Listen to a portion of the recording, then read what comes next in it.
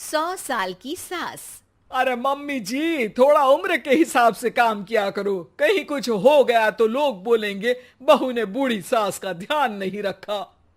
बहू, तुम भी थोड़ा कम और धीरे बोला करो।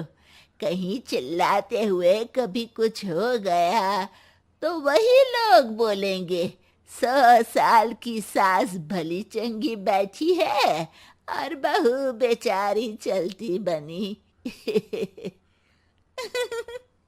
वैसे मम्मी जी, दादी बिल्कुल ठीक बोल रही हैं। हैं? क्या ठीक बोल रही है? वो जो कुछ भी बोले वो सास है, पर तुम क्यों बोल रही हो? बहू होकर सास से जुबान लड़ाओगी क्या? ऐसा बोलते हुए निर्मला को धसका उठ जाता है। कहा था ना, मत चिल्ला मत चिल्ला। तुझे बिना सास और बहू से जुबान लड़ाए बिना शांति नहीं मिलती। अरे माँ, दादी की बात सुन लिया करो, तुम्हारे भले के लिए बोलती है ना।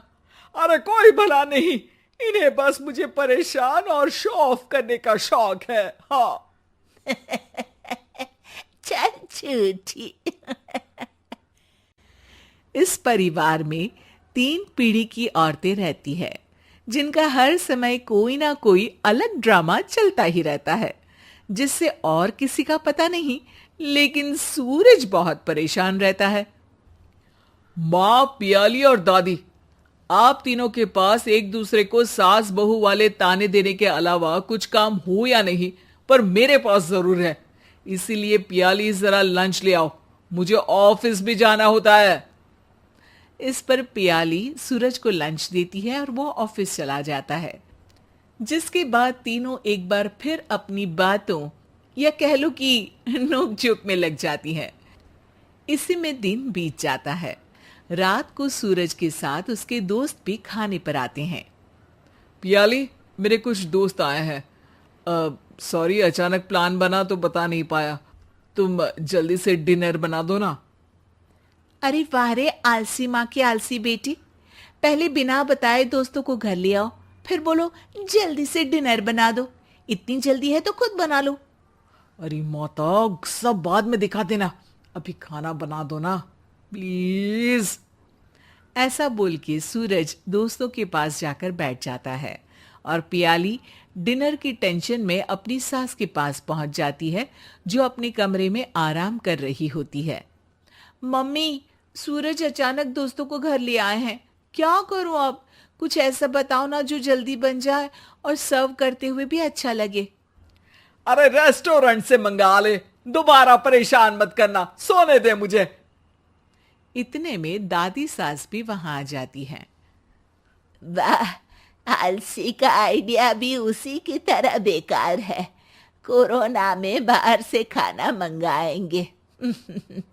बहू, तुम सो ही जाओ, वही काम अच्छे से कर सकती हो। चल पियाली, मैं बताती हूँ क्या करना है। इस पर दादी सास पियाली के साथ मिलकर सारे मेहमानों के लिए खाना बनाती है, जिससे उन्हें ज्यादा मेहनत भी नहीं करनी पड़ती और सबका पेट भी भर जाता है। दादी के इस आइडिया से पियाली और सूरज बहुत इम्प्रेस हो जाते हैं। दादी, क्या यही खाना आपकी इस उम्र में इतना एक्टिव रहने और एंडलेस लाइफ का राज है? वैसे दादी ने आज तक राज किसी को बताया नहीं। इन्होंने ससुर जी तक को नहीं बताया, तभी तो वो ऊपर पहुंच गए और ये अभी तक यही है। तेरी सास मेरे ऊपर पहुंचने का ही इंतजार कर रही है, पर इस आलसी का ये सपना पूरा नहीं होने वाला। क्यों जी, अमर होने का वरदान लेकर आई हो क्या?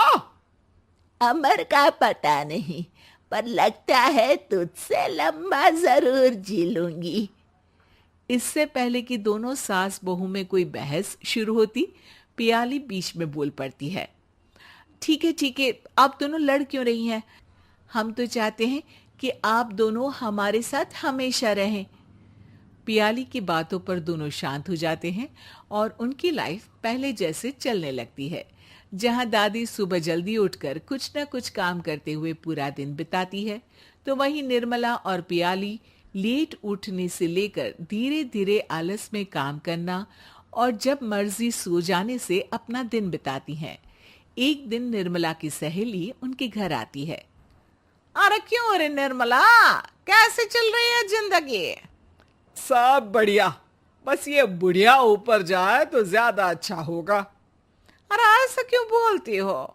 तुम्हें तो उनसे सीखना चाहिए, वो बहुत फुर्तीली हैं। मैं उन्हें रोज मॉर्निंग वॉक करते हुए देखती हूँ, और वहीं तुम और तुम्हारी बहू है जिन्होंने शायद सुबह का सूरज आज तक देखा ही नहीं होगा। सहेली की बात सुनते ही निर्मला भड़क कर चिल्लाते हुए पियाली और अपनी सास को वहां बुलाती है, जिनके साथ सूरज भी वहां आ जाता है और ये सब देख सहेली वहां से चली जाती है।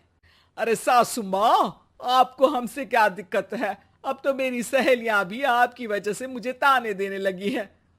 मम्मी जी, कुछ तो लोग कहेंगे, लोगों का काम है कहना, आप इग्नोर करो ना।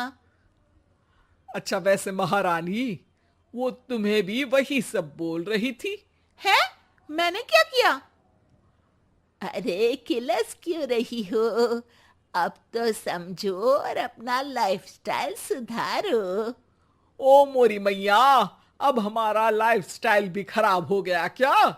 आपका तो हाई फाई है ना, बस उतना ही ठीक है। तुम लोग हमेशा पूछते हो ना कि मेरी इस उम्र और अभी भी इतने एक्टिव रहने का राज क्या है, तो वो ये लाइफ स्टाइल ही है जिसे हाई फाई नहीं पर सिंपल कहते हैं। दादी, अब कहना क्या चाहती हो? यही कि मैंने अपनी जिंदगी में बहुत किताबें पढ़ी हैं, जिनमें एक किताब से मुझे ये समझ में आया कि हम कितने गलत तरीके से जिंदगी जीते हैं। उसी के बाद मैंने एक अच्छे जीवन के लिए इकिगाई रूल अपनाया, जिसका मकसद तो सिर्फ अच्छा जीवन जीना था। इतना लंबा कैसे जी गई मुझे खुद अचंभा होता है। ओह, तो मतलब आप मुझे परेशान नहीं करती थी? वो तो आप करती हैं।